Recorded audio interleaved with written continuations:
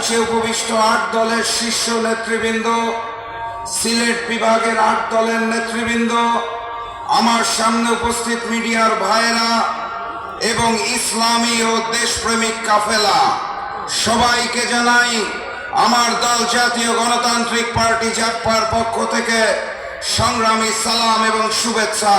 আসসালামু আলাইকুম। আজ ৬ ডিসেম্বর আমরা বিগত ৬ দিন ৬টি বিভাগীয় শহরে ৮ দলের পক্ষ থেকে বিভাগীয় সমাবেশ শেষ করে এই অলিয়া উলিয়ার পবিত্র ভূমি সিলেটে এসেছি। সিলেটের মাধ্যমে আমাদের ৭ দিনের বিভাগীয় সমাবেশ পূর্ব ঘোষিত শেষ হতে যাচ্ছে। এই তথ্য শুনে নতুন করে জেগে ওঠা জালিমরা যদি মনে করে ৮ দলের কর্মসূচি শেষ, তাহলে তাদের জানাতে চাই আন্দোলন চলছে, আন্দোলন চলবে, নতুন কোন ফ্যাসিবাদকে কায়েম হতে দেওয়া হবে না। সংগ্রামী সাথী এবং বন্ধুগণ, আজকে ৬ ডিসেম্বর, আজকে থেকে ৩৫ বছর আগে আজকের এই দিনে ৬ ডিসেম্বরে বাংলাদেশের দ্বিতীয় স্বৈরাচার এরশাদের পতন হয়েছিল। আজ সেই ৬ ডিসেম্বর। দ্বিতীয় স্বৈরাচার বললাম কারণ প্রথম স্বৈরাচারের পতন হয়েছিল ১৯৭৫ সালের ১৫ই আগস্ট শেখ মুজিবুর রহমান। আর তৃতীয় স্বৈরাচারের পতনের ঘটনা তো আপনারা সবাই জানেন, চোখের সামনে। ৫ই আগস্ট বাংলাদেশ ছেড়ে গণঅভ্যুত্থানের মুখে ভারতীয় হিন্দুস্তানের তিলকওয়ালি মুখ্যমন্ত্রী ফ্যাসিস্ট শেখ হাসিনা তার নিজের দেশ ভারতে পালিয়ে গেছে। আজ এই ৬ ডিসেম্বরে দাঁড়িয়ে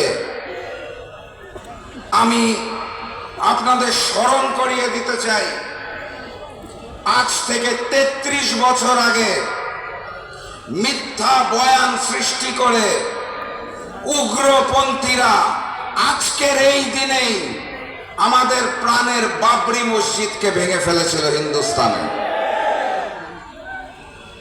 সেই হিন্দুস্তানের কথা বলছি, যারা আমার দেশের সীমান্তে হত্যা চালায়, যারা ৫৪টি অভিন্ন নদীর পানির ন্যায্য হিস্সা দেয় না, যারা ভূমি দখল করে, যারা আমার দেশের পিলখানায় গণহত্যা চালিয়েছিল,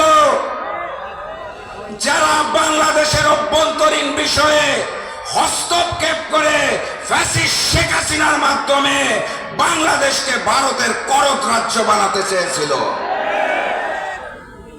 ৫ই আগস্ট শুধুমাত্র ফ্যাসিস্ট শেখ হাসিনার আওয়ামী লীগের পতন হয় নাই, সেদিন বাংলার বুক থেকে ভারতীয় আধিপত্যবাদ এবং আগ্রাসনেরও পতন হয়েছিল। সেই হিন্দুস্তানের শিলং থেকে ট্রেনিং নিয়ে এসে বিএনপি নেতারা এখন বড় বড় কথা বলে। সেই হিন্দুস্তানের পক্ষে আজকাল নিয়ে বিএনপি বড্ড বেশি কথা বলে। তারা বলতে চায় আওয়ামী লীগের নৌকার ভোট নাকি আজকাল তাদের দাবি। বিএনপি বলতে চায় তারা শরিয়া আইনে বিশ্বাস করে না। তারা বলতে চায় তারা আওয়ামী লীগের সকল হত্যা মামলা তুলে নেবে। বাংলাদেশের জনগণের বুঝতে বাকি নাই, ওই হিন্দুস্তানের বন্ধু আওয়ামী লীগের জায়গা এখন বিএনপি নিয়েছে। হিন্দুস্তানের নতুন বন্ধুর নাম বিএনপি। বাংলার জনগণ যেভাবে হিন্দুস্তানের বন্ধু আওয়ামী লীগকে বিতাড়িত করেছিল, একইভাবে আগামী নির্বাচনে বিএনপিকেও বিতাড়িত করবে ইনশাআল্লাহ। সংগ্রামী সাথী এবং বন্ধুগণ,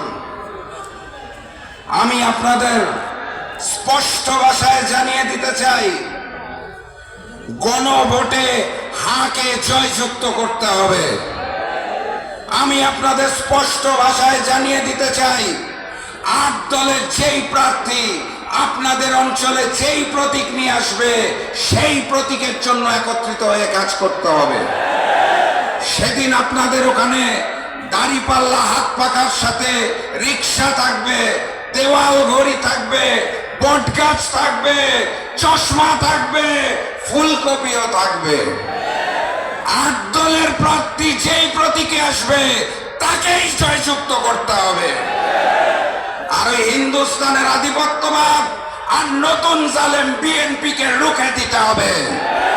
অতএব গণভোটে হা বলো, 8 দলের প্রতীকে সিল মারো।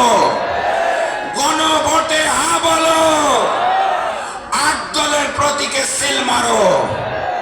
আজকে এই ঐতিহাসিক সমাবেশে আপনাদের সেই আহ্বান জানিয়ে আর সেই স্লোগানের তাল মিলিয়ে বিদায় নেব, যেই স্লোগান শুনলে হিন্দুস্তানের বুক কাঁপে, পুরাতন জালেম আওয়ামী লীগের বুক কাঁপে, নতুন জালেম বিএনপির বুক কাঁপে।